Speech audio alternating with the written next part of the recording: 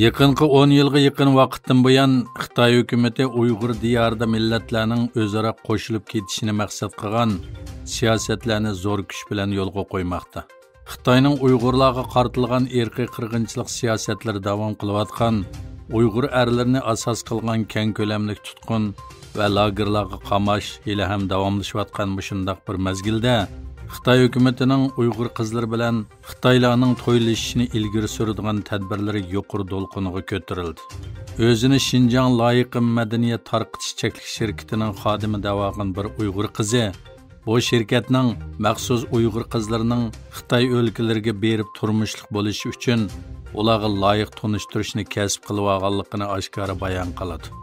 Uyg'ur jamiyatiga nisbatan bu yot va axloqsiz hodisaga qarata ijtimoiy taratqulardagi Uyg'urlarning qaytirgan inkoslarida qayd qilinishicha, hamdilikda Uyg'ur qizlarini Xitoy o'lkalariga yotliq bo'lishiga da'vat qiladigan, shundaqla Xitoylardan loyiq izlaydigan kasbiy mulozimat o'rinlari va tor supilari qurilishga boshlagan.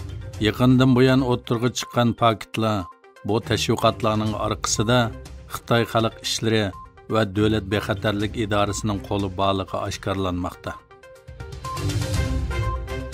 9-navbatlik Sharq Turkiston umumiy qurultiyi 10 noyabrdan 12 noyabrgacha Washingtonda o'tkazilgan bo'lib, asosliqi Xitoyning Uyg'ur va boshqa turk xalqlariga qartilgan irqiy qirg'inchilikni hal qilishdagi qonuniy tadbir strategiyasiga markazlashdi. Sharq Turkiston hukumatining surgunda axborot e'lon qilish yig'inida parlamentda 12 moddali xitobnomaning qabul qilinganligi bildirildi. Bu yilgi majlis surgunda Sharq Turkiston parlamentining yangidan saylangan 60 a'zosini bir yerga jam qilgan bo'lib, ular 13 davlatdagi Uyg'ur jamoatchiligiga vakillik qiladi ekan. Yig'inda hukumat a'zolari belgilangan bo'lib, Mamtimin A'la prezident, Sayragul Saudbay muavin prezident va Abdulhamid Nur bosh ministr bo'lib saylangan. Türk Dünyası an'anaviy Türkmen birlashmasi Sharq Turkiston davlat bayramida Sharq Turkistondagi zulmga munosabatlik Unsiz Cho'qon irqiy qirg'inchilik hikoyasi nomli filmning tunji qo'yilish marosimini Turkiyaning Bursa shahrida o'tkazdi.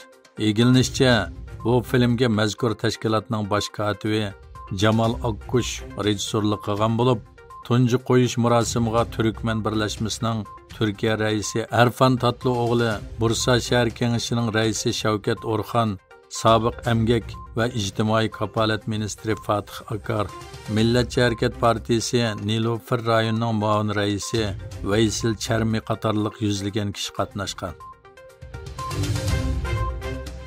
Xitoy doiralari Uyg'ur o'smirlarining mangisini yuyib xitoylashtirish uchun Sharq Turkistondagi maktablarga Xitoy Kompartiya a'zolarini safarbar qilib, Uyg'ur o'smirlarini atalmish Xinjiang tarixi aslimalari nomidagi yolg'on tarix tunishtirilgan filmni ko'rishga majburlagan. Xitoy kundalik gazeti to'rining 10 noyabr xabar qilishicha, Xitoy hukumatı yaqinqi yillardan buyon Kucha shahri tavallikida davomli turda partiya a'zolari, kadrlar, ammo va boshlang'ich o'rta maktab o'quvchilarini tashkillab, atalmış Xinjiang tarixi nomli hujjatli filmni ko'rishga majburlagan. Kucha shahri 12 o'rinda asos qatlamda film qo'yish guruhi tashkillab, yezi bozor, mahalla, maktab va boshqa joylarda atalmış Xinjiang tarixi nomli hujjatli filmni 4826 qitim qo'ygan bo'lib, 724 mingdan ortiq odamni majburiy ko'rishga tashkillagan. Angliya va Gollandiyadagi taratqular tekshirish elib berib, Britaniya neft shirkati BP bilan digital muzika mulozimati Spotify setib olgan karbon kreditining Uyg'ur majburiy amgigiga chetishlik ekanligini aniqlab chiqqan. Dokladda qayd qilinishicha, Britaniya neft shirkati bilan Spotify setib olgan kreditning kelish manbasi Xitoyning Uyg'ur rayonidagi bio o'simlikni yiqilg'i qilgan bir elektr stansiyasining karbon qurilish turidan kelgan ekan. Bu ahvol muhofizatchi gazeti bilan Gollandiyadagi pul nomli bir detal uchur to'g'ri birlikda elib borgan tekshirishdan ma'lum bo'lgan. Amerika prezidenti Joe Biden Xitoy prezidenti Xi Jinping bilan ko'rishning munosabatni normallashtirishning bir qadami bo'lishini umid qilganligini aytdi. Bayden Aqsarayda muxbirlarning savollariga javob berdi.